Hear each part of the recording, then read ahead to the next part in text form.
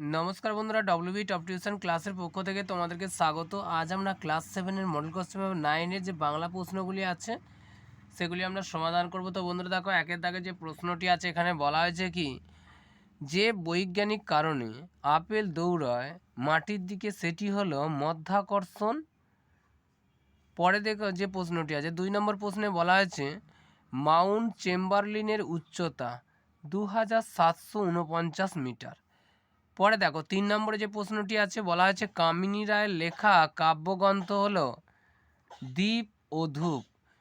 4 নম্বরে যে প্রশ্ন, পৃথিবীর যে নিজের কক্ষপথে সূর্যকে চারিদিকে ঘোরে, অর্থাৎ সূর্যের চারিদিকে ঘোরে, তা প্রথম বলেন কোপার্নিকাস। সঠিক বানানটি এখানে যে সঠিক বানানটি হবে সেটা হচ্ছে শশীভূষণ। তালবস্যই ভয় দীর্ঘ মূর্ধন্যস্ব মূর্ধন্য। পরে দেখো কি আছে 2-এর 1-এর দাগে প্রশ্নে কি বলা হয়েছে, মহৎ মানুষদের জীবন কথা আমরা পাঠ করে থাকি কেন।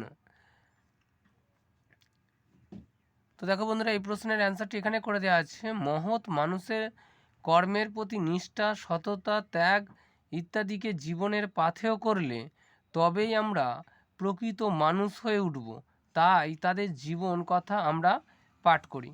2 নম্বরে যে প্রশ্নটি আছে দেখো, বলা হয়েছে অসীমা কেন পুরন্দরকে ফেরিওয়ালা বলে ব্যঙ্গ করেছেন।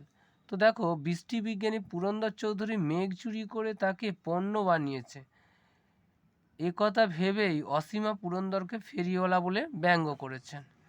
পরে যে প্রশ্নটি আছে দেখো 3-এর দাগে প্রশ্নটি কি বলা হয়েছে, ঘন্টায় ঘন্টায় ওষুধ খেতে হয় বাক্যটি কোন অর্থে ব্যবহৃত, নিয়মিত অর্থে ব্যবহৃত হয়েছে। পরে যে প্রশ্নটি আছে দেখো, কাজী নজরুলের গান পাঠ্যাংশে নজরুল ব্যতীত কোন মনীষীর নাম পেয়েছ, অর্থাৎ নজরুল ব্যতীত। তো কাজী নজরুল ইসলামের গান নজরুল ব্যতীত আর এক মনীষী নেতাজি সুভাষচন্দ্র বসুর নাম পেয়েছি।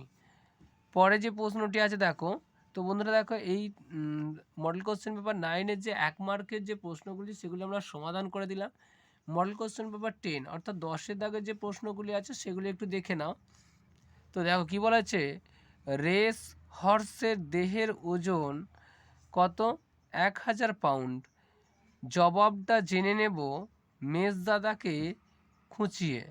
পরে দেখো, সংস্কৃত শব্দভাণ্ডার থেকে যেসব শব্দ সরাসরি বাংলা শব্দভাণ্ডারে গৃহীত হয়েছে সেই শব্দকে বলা হয় তৎসম, অর্থাৎ তার সমান, অর্থাৎ সংস্কৃতের সমান। পরে যে কথাটা বলেছে দেখো, একটি যোগরূঢ় শব্দের উদাহরণ হলো পঙ্কজ। পরে দেখো, যে শব্দের অর্থ প্রকৃতি প্রত্যয় সম্মিলিত অর্থ থেকেই পাওয়া যায় তাকে বলে যৌগিক শব্দ। পরে যে প্রশ্নটি আছে দেখো, মাঠে ময়দানে শব্দটি শব্দদ্বৈতের উদাহরণ। পরে যে প্রশ্ন আছে দেখো, 2-এর দাগের প্রশ্নে কি বলা হয়েছে, জনগণ মন গানটি প্রথম কোথায় গাওয়া হয়। তো দেখো, জনগণ মন গানটি ভারতের জাতীয় কংগ্রেসের 26তম বার্ষিক অধিবেশনে কলকাতায় প্রথম গাওয়া হয়। পরে যে প্রশ্নটি আছে দেখো, আটলান্টিস কি। তো দেখো বন্ধুরা, এই প্রশ্নের অ্যান্সারটা তোমরা এখান থেকে করে নেবে। গ্রিক লেখকদের জল্পনা কল্পনায় আটলান্টিস হলো একটি বিলুপ্ত সভ্যতা। পুরন্দর চৌধুরী মনে করেছেন আটলান্টিস বরফাবৃত হ্রদলেখ। পরে যে প্রশ্নটি আছে দেখো, স্মৃতিচিহ্ন কবিতায় কালকে কিসের সঙ্গে তুলনা করা হয়েছে, সময়ের সঙ্গে তুলনা করা হয়েছে। পরে যে প্রশ্নটি আছে দেখো, এখানে ব্যস্ত ঘড়ির কাঁটা কোথায় গিয়ে থেমে গেছে, বৃষ্টিমুখর লাজুক গায়ে গিয়ে থেমে গেছে। আকাশ থেকে কাকে নামানো হবে, পরীদের রানীকে।